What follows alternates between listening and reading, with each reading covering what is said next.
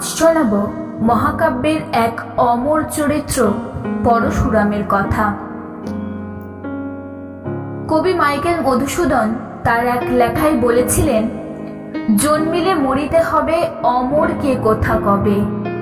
আর বিজ্ঞানীরা বলে থাকেন যে এই পৃথিবীতে যে কোনো প্রাণী, সে মানুষ কিংবা গাছপালাই হোক না কেন, এমনকি ছোট কীটপতঙ্গ, তাদের জন্ম হলেই মৃত্যুও অবশ্যম্ভাবী। অথচ চিরন্তন এই সত্য জানার পরেও মানুষ সারা জীবন ধরে অমরত্বের খোঁজ করে এসেছে।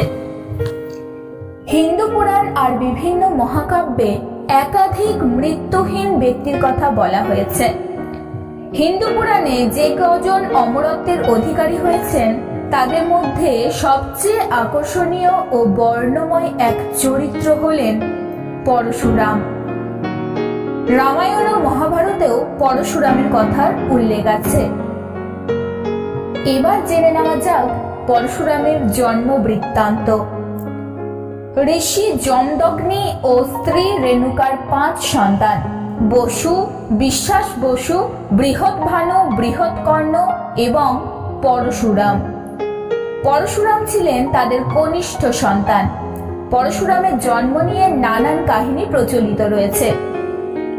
ভাগবত পুরাণ অনুসারে একসময় সমাজে ক্ষত্রিয় রাজাদের প্রভাব প্রতিপত্তি খুবই বেড়ে যায়। তাদের অত্যাচারে অতিষ্ঠ হয়ে সকলে ব্রহ্মা ও বিষ্ণুর কাছে অভিযোগ জানায়। ক্ষত্রিয়দের শায়েস্ত করার জন্য ব্রহ্মা ও বিষ্ণুর বরে পরশুরাম জন্মগ্রহণ করেন। আবার অন্য একটা গল্প অনুসারে পৃথিবী স্বয়ং একটা গভীর রূপ ধারণ করে বিষ্ণুর কাছে নিজের দুঃখ দুর্দশার কথা জানিয়েছিলেন। তখন ভগবান বিষ্ণু পরশুরাম হয়ে জন্মগ্রহণ করে এই দুঃখ দুর্দশা দূর করবেন বলে পৃথিবীকে কথা দিয়েছিলেন। ব্রাহ্মণ হয়েও বৃত্তিতে হয়েছিলেন ক্ষত্রিয়। মহর্ষি যমদগ্নের আশ্রমে তার সকল সন্তানরা যখন বেদ বেদান্ত চর্চায় নিয়োজিত থাকতেন, পরশুরামে তাতে কোনো উচ্ছ্বাসী ছিল না, বরং তীর ধনুক চালানোর কৌশল শিখতেই তিনি বেশি মনোযোগী ছিলেন। জন্মের পর থেকেই পরশুরাম জেনে এসেছেন ক্ষত্রিয়দের শায়েস্তা করার উদ্দেশ্যই হয়েছে তার জন্ম। তাতেই যা সর্বনাশ হওয়ার তা হলো। অল্প বয়স থেকেই তিনি হয়ে উঠলেন দাম্ভিক, রাগী ও প্রতিহিংসাপরায়ণ। দেবতাদের কাছ থেকে অস্ত্র সংগ্রহের লক্ষ্যে কঠোর তপস্যা শুরু করলেন। তার তপস্যায় সন্তুষ্ট হয়ে তিনি ব্রহ্মার কাছ থেকে বেশ কয়েকটি মরণাস্ত্র আদায় করে নিলেন। মহাদেবকে তুষ্ট করে পরশু অর্থাৎ কুঠার অস্ত্রটি লাভ করলেন। সেই থেকে তার নাম হয়ে গেল পরশুরাম। তার প্রকৃত নাম ছিল রাম। মহাদেবের নির্দেশে এই অস্ত্র দিয়ে তিনি অনেক অসুরকে নিধন করেছিলেন। ধীরে ধীরে তিনি হয়ে উঠেছিলেন এক পরাক্রমশালী যোদ্ধা। তাই জন্য পরশুরাম ব্রাহ্মণ ঘরে জন্মগ্রহণ করলেও কর্মে তিনি হয়ে উঠেছিলেন একজন ক্ষত্রিয়। তিনিই প্রথম যোদ্ধা ব্রাহ্মণ। মাতৃহত্যার কারণে হয়েছিলেন অভিশপ্ত। একদিন ঋষি জন্মদগ্নি যজ্ঞের আয়োজনে ব্যস্ত। স্ত্রী রেণুকা জল আনতে নদীতে গেছেন। ওই সময় সেই নদীতে চিত্ররথ নামে এক রাজা তার স্ত্রীদের সাথে জল বিহার করছিলেন। তা দেখে রেণুকা কামার্ত হয়ে পড়েন। এদিকে রেণুকা তখনও কুটিরে ফিরে না আসায় চিন্তিত হয়ে ঋষি ধ্যান যোগে স্ত্রীর ওই অবস্থা দেখে অত্যন্ত ক্রুদ্ধ হন। তৎক্ষণাৎ পুত্রদেরকে তিনি আদেশ দেন মাতৃহত্যা করার জন্য। মাতৃহত্যা মহাপাপ। এই জন্য ঋষির প্রথম 4 সন্তানই পিতার এই আদেশ পালন করতে রাজি হয়নি। তখন ঋষি তার 4 সন্তানকে জড়ত্বের অভিশাপ দেন। শেষে ঋষি তার কনিষ্ঠ সন্তান পরশুরামকে এই আদেশ দিলে পরশুরাম তার কুঠার দিয়ে মায়ের শিরচ্ছেদ করেন। পিতৃ আজ্ঞা পালন করায় যমদগ্নি পুত্রের উপর বেশ সন্তুষ্ট ছিলেন। ঋষি পরশুরামকে যে কোনো বর চাইতে বললেন। পরশুরাম একসাথে মায়ের পুনর্জন্ম, ভাইদের জড়ত্ব মুক্তি এবং নিজের দীর্ঘায়ু ও অজয়ত্বের বর প্রার্থনা করলেন। এর মধ্যে স্ত্রী ও সন্তানদের প্রতি ঋষির ক্রোধও কিছুটা প্রশমিত হওয়ায় জন্মদগ্নে পরশুরামের সবকটা প্রার্থনাই পূরণ করলেন। কিন্তু মাতৃহত্যাজনিত পাপে পরশুরামের হাতের কুঠারটি লেগেই রইল। কিছুতেই তিনি হাত থেকে কুঠারটি ছাড়তে পারলেন না। পিতার কাছে এর কারণ জানতে চাইলেন পরশুরাম। পিতা তাকে জানান, মাতৃহত্যার পাপ থেকে মুক্ত না হওয়া পর্যন্ত এই কুঠারটি তার হাত থেকে কিছুতেই বিযুক্ত হবে না।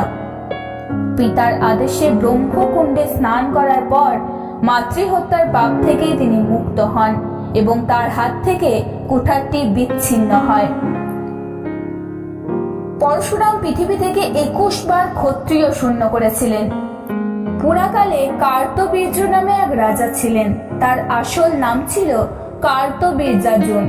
একবার তিনি তার পুত্রদের নিয়ে মহর্ষি জমদগ্নির আশ্রম দর্শনে আসেন।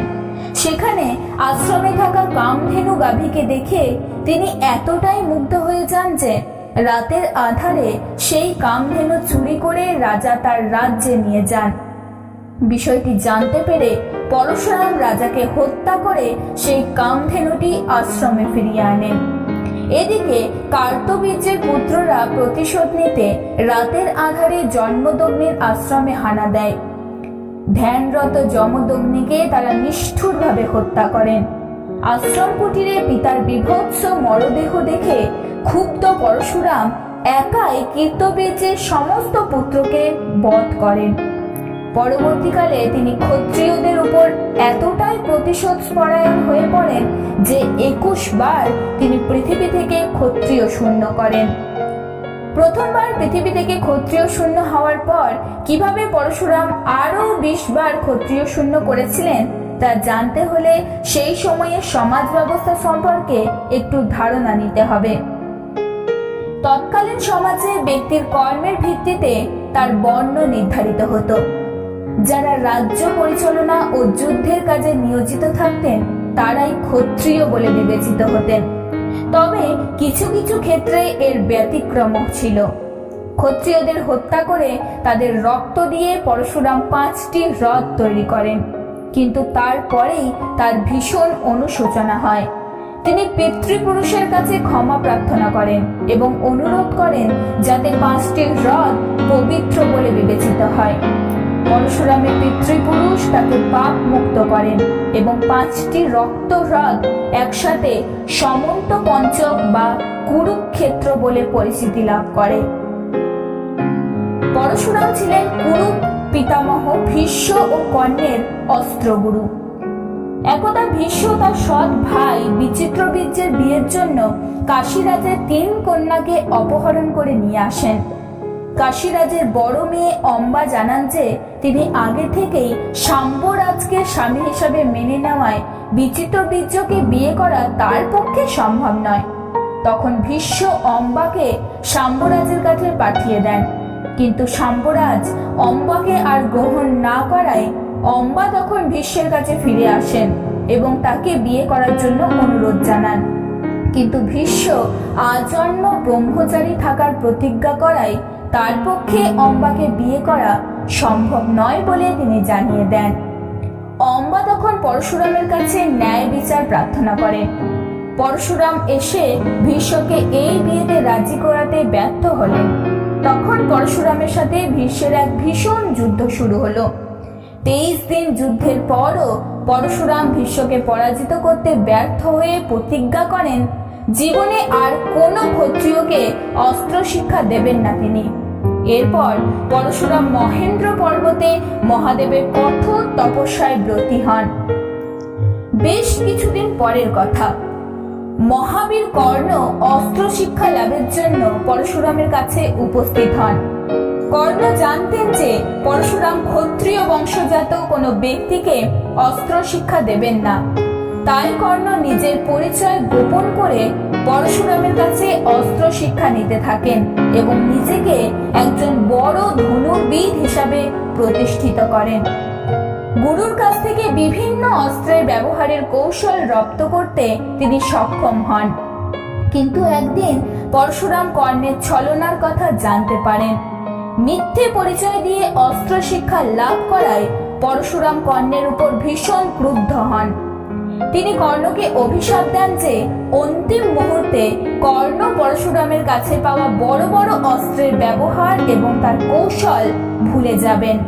এই কারণেই কুরুক্ষেত্রে কর্ণের করুণ মৃত্যু ঘটেছিল। রামায়ণ ও মহাভারত দুটি ভিন্ন যুগের কাহিনী হলেও এই দুই মহাকাব্যেই তার উপস্থিতি বেশ লক্ষণীয়। মহেন্দ্র পর্বতে দীর্ঘদিন তপস্যা করার পর প্রচুর ব্রহ্ম তেজ অর্জনের পর পরশুরাম পর্বত থেকে নেমে আসেন। সমতলে নেমেই প্রথমে তিনি অযোধ্যার রাজা রামের মুখোমুখি হলেন। রাম তখন সবে হরধনু ভঙ্গ করে ফিরছেন। এই হরধনুটি পরশুরাম জনক রাজাকে উপহার দিয়েছিলেন। জনকরাজ শর্ত রেখেছিলেন যে এই ধনুকে যেই ব্যক্তি গুণ পড়াতে পারবেন তার সঙ্গেই তিনি তার কন্যা সীতার বিয়ে দেবেন। রাম সেই পরীক্ষায় উত্তীর্ণ হয়ে সীতাকে বিয়ে করেন। হরধনু ভঙ্গের কথাটি জানতে পেরে এমনিতেই পরশুরাম রামের উপর ভীষণ অসন্তুষ্ট ছিলেন। রামকে দেখেই আবার সেই পুরনো অহংকারী পরশুরাম ফিরে এলেন। তিনি রামকে বললেন, রামের যদি এতই শক্তি তবে তিনি যেন তার বৈষ্ণবী ধনুকে গুণ পরিয়ে দেখান। রাম তো ভয়ানক রেগে গেলেন। তিনি বাণ মেরে পরশুরামের স্বর্গে যাওয়ার সব রাস্তা বন্ধ করে দিলেন। এদিকে ক্ষুব্ধ ও পরাজিত পরশুরাম পুনরায় মহেন্দ্র পর্বতে ফিরে এসে দেখলেন এতদিনে কষ্টের সৃষ্টি যতটুকু তেজ তিনি অর্জন করেছিলেন রামের সাথে অকারণে সমস্যা সৃষ্টি করায় সেইটুকুও নষ্ট হয়ে গিয়েছে। ওইদিকে স্বর্গে যাওয়ার রাস্তাও বন্ধ। আর এভাবেই পরশুরাম না মরে বেঁচে রইলেন। পরে অবশ্য পূর্বপুরুষদের কাছে ক্ষমা স্বীকার করে তিনি মোক্ষ লাভ করেছিলেন।